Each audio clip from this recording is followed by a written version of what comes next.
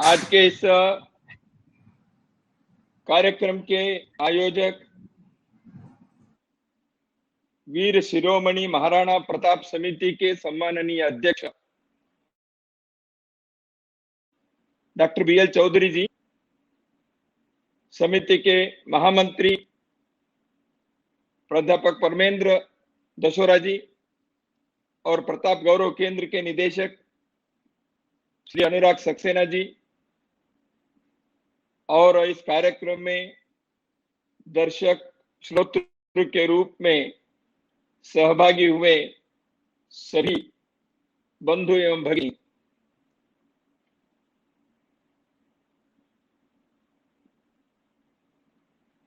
उदयपुर के प्रताप गौरव केंद्र राष्ट्रीय तीर्थ देशभक्ति का एक अनोखा प्रेरणा केंद्र है। मुझे इसको 2-3 बार देखने का सौभाग्य मिला है। 2 दिन 3 दिन वहीं रहकर मैंने इसका दर्शन किया है, इससे प्रेरणा ली है।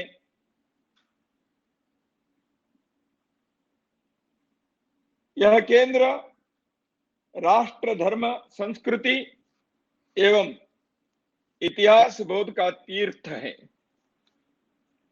इसे राष्ट्रीय तीर्थ नाम रखना अत्यंत सार्थक है, ऐसे मैं मानता हूं।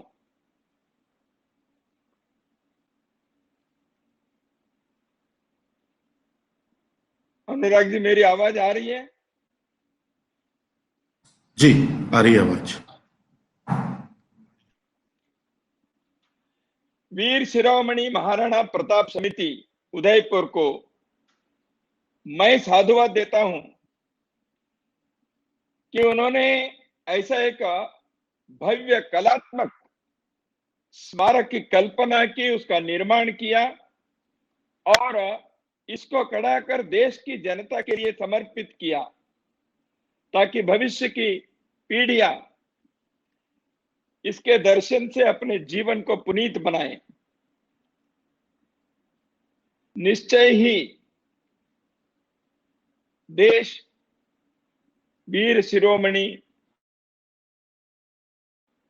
महाराणा प्रताप समिति के प्रति कृतज्ञ रहेगा।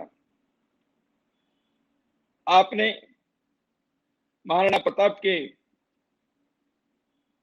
जीवन और कार्य की एक प्रेरक स्मारक केंद्र बनाकर एक राष्ट्रीय कार्य को आपने संपन्न किया है। महाराणा प्रताप, इस नाम के उच्चारण या स्मरण से ही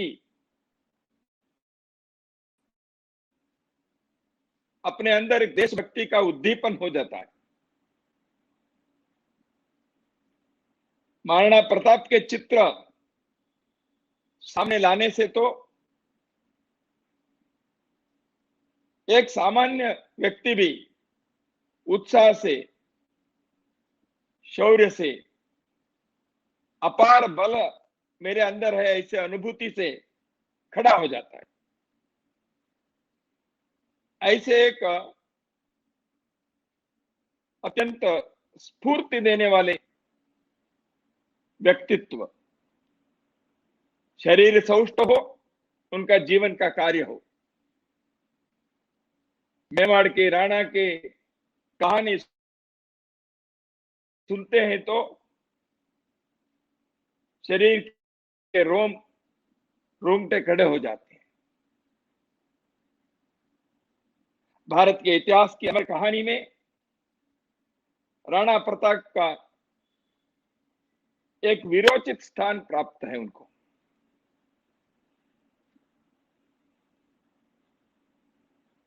न केवल भारत के अपितु विश्व के वीरों की श्रृंखला में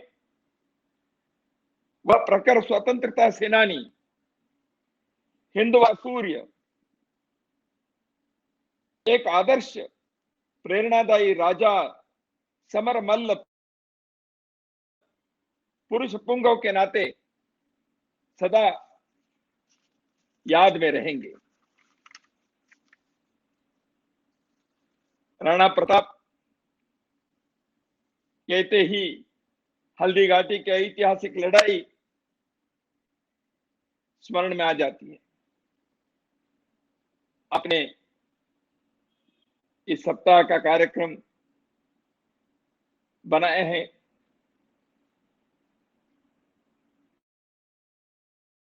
कल ज्येष्ठ शुक्ल तृतीया महाराणा के जन्म दिवस है और 18 जून हल्दी घाटी के ऐतिहासिक लड़ाई के दिवस है। ये योगायोग है। इस वर्ष इस सप्ताह में ज्येष्ठ शुक्ल तृतीया पड़ने के कारण एक ही सप्ताह में राणा के जन्म दिवस और हल्दी घाटी के ऐतिहासिक लड़ाई के दिन, ये दोनों हिंदू पंचांग और ग्रेगोरियन कैलेंडर के अनुसार आ गए हैं। वह हल्दी घाटी की लड़ाई, वह चेतक की कहानी, अरावली के पर्वत श्रेणी में उनके घोड़े के खन खन की आवाज, भीलों को लेकर उन्होंने किए हुए युद्ध, ये सब राजस्थान के लोक गीत और लोक साहित्य में अमर स्थान प्राप्त कर चुके हैं। राणा के नाम कहते ही उनके वो भरजी, वो चेतक, वो 7.5 फीट के उनके आजान बाहु शरीर, ये सब आंखों के सामने आ जाते हैं। उनके जीवन की एक एक कहानी के एक एक पृष्ठ स्मरण में आना शुरू हो जाता है। एक लिंग के एक अनिष्ट आराधक राणा वीरता और दृढ़ प्रतिज्ञा के लिए दूसरे नाम है। जीवन में संकल्प लिया, उस संकल्प को उन्होंने साकार करके दिखाया। राज्य के गद्दी पर बैठे, युद्ध करना पड़ा। मुगलों के आक्रमण के दिन थे, अकबर का राज, उनकी सेना, बड़ी सेना, हल्दी घाटी के युद्ध में अकबर की सेना और राणा की सेना तो कोई तुलना करना संभव ही नहीं है। संख्या के दृष्टि से तो काफी अंतर था, परंतु वीरावेश में, शक्ति में, युद्ध कौशल में राणा के समान तो शत्रु के लोग नहीं थे। खैर, हल्दी घाटी के इतिहास के संदर्भ में कहा जाता है, ऐसे युद्ध भारत के युद्धों के श्रृंखला में, इतिहास में कुछ ही लड़ाइयों को ऐसे स्थान प्राप्त है। हल्दी घाटी के युद्ध के वैसे देखा है तो राणा प्रताप की हर लड़ाई के अध्ययन ठीक से होना चाहिए। युद्ध शास्त्र में इन बातों के बारे में बताना चाहिए। जैसे छापामार युद्ध, शिवाजी के बारे में बहुत कहा जाता है, गोरिल्ला युद्ध, या लचित बरफुकन जो असम में मुगल आक्रमण को रोकने वाला,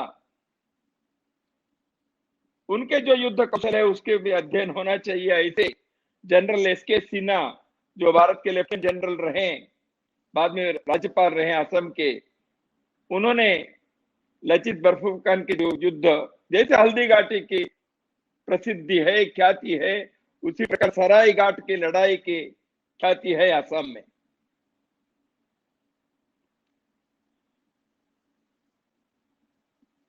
राणा मुगलों से कभी हारे नहीं। इधर उधर के पुस्तकों में कभी कभी इतिहास में गलत संकेत मिल जाते हैं। सही सत्य को प्रस्तुत करने की आवश्यकता है और सत्य को बार बार कहना भी पड़ता है।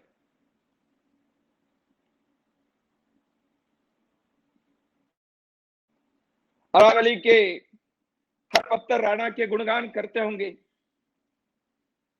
वहां जाकर सुनेंगे तो राणा के नाम कहीं ना कहीं अपने कानों में वह गूंजना होता है, हम सुन सकते हैं। इतिहास के पुस्तक, इतिहास का अध्ययन, इतिहास का अनुसंधान कभी कभी मुझे लगते हैं इन चीजों ने, इन बातों ने महाराणा प्रताप के साथ थोड़ा अन्याय किए हैं।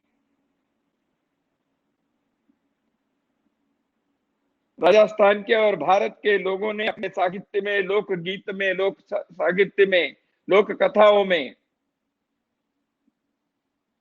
जिन बातों को सदा सर्वदा के लिए शाश्वत रूप में रखा है राणा के जीवन के बारे में, उन बातों को इतिहास के सबूतों के साथ प्रस्तुत करने में शायद अपने देश के पाठ्य पुस्तक लिखने वाले लोग या विश्वविद्यालय के विद्वान लोग पूरा न्याय नहीं किया, ऐसे लगता है। यह होना चाहिए। भारत के हर पीढ़ी को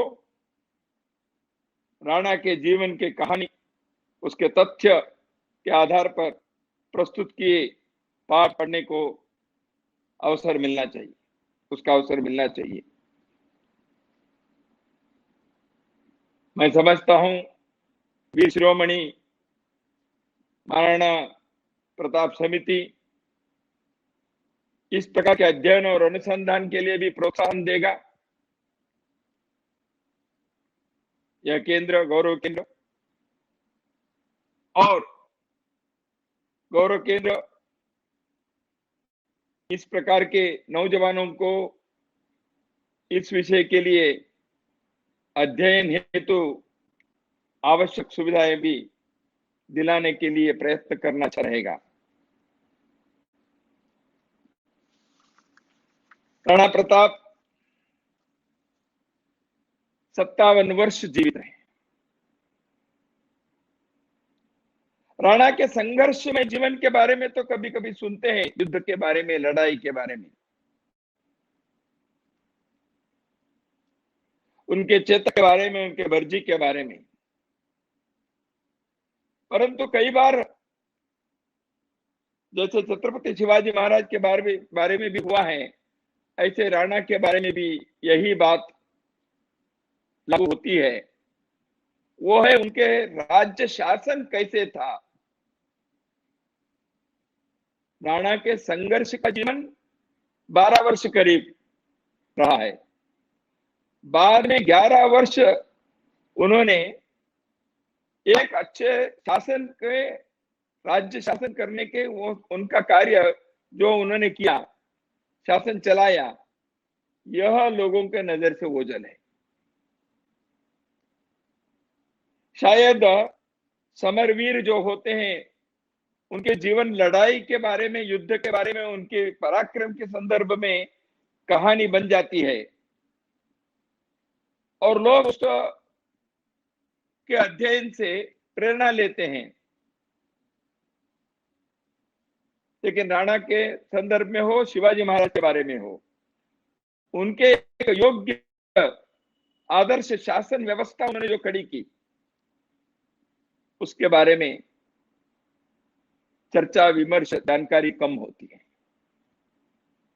यह भी होना चाहिए, क्योंकि लोगों को लगता है ये लोग केवल युद्ध प्रेमी रहे, ऐसे नहीं है। ये जनता के प्रेमी रहे, अच्छे शासन भी दिए,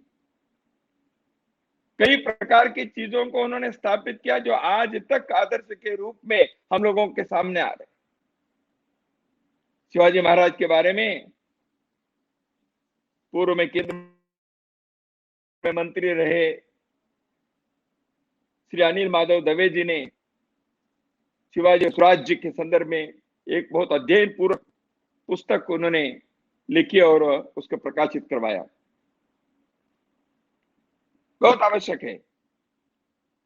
इसलिए राणा के युद्ध कौशल और राणा के शासन कौशल और राणा एक आदर्श पुरुष के नाते, एक भारत के प्रेरणा पुरुष के नाते इस प्रकार के एक जीवन को सामने रखना चाहिए।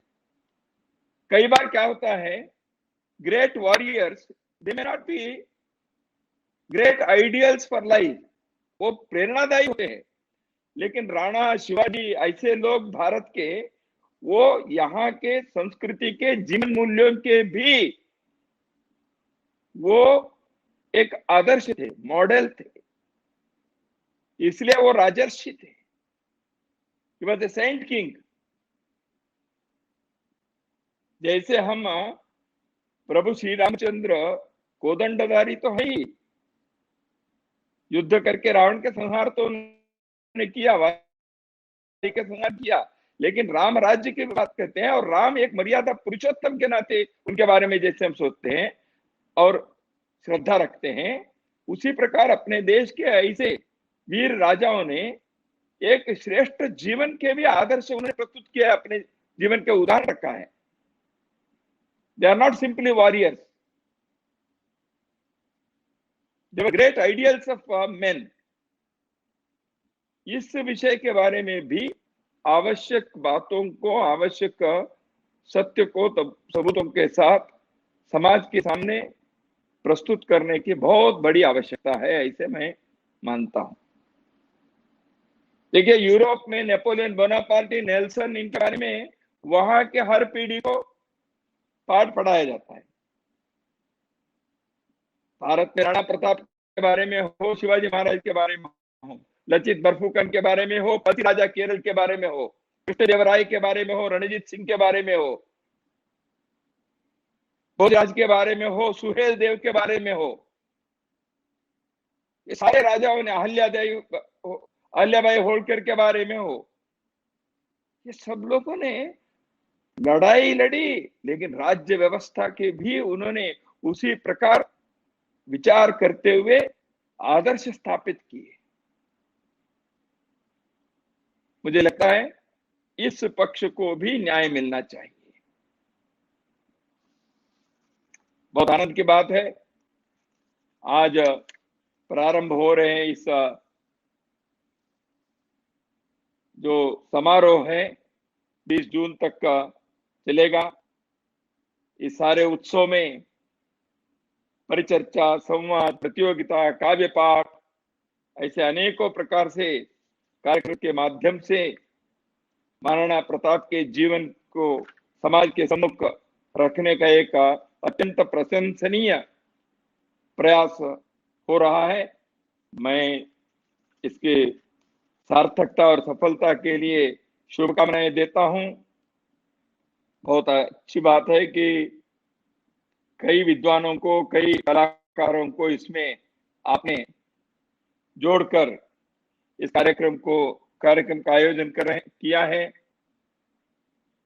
वर्तमान कोरोना महामारी के संकट के काल में प्रत्यक्ष कार्यक्रम के जो आनंद मिलना चाहिए वो तो शायद संभव नहीं हो पा रहा है। ऐसे ऑनलाइन कार्यक्रम में करने के हम मजबूर हो गए हैं, अन्यथा इस प्रकार के कार्यक्रम, ऐसे उत्सव होना, वहां हजारों की संख्या में, लाखों के संख्या में वहां प्रत्यक्ष लोग उस परिसर में आकर हर वर्ष प्रेरणा ले, आनंद पाए और राष्ट्रभक्ति के प्रति, अपने राष्ट्र के कर्तव्य के प्रति अपने जीवन में कुछ कार्य करने के लिए संकल्प ले, ऐसी बात होनी चाहिए। तो वर्तमान की मजबूरी के कारण हम ऑनलाइन कार्यक्रम कर रहे होंगे, मैं समझता हूं।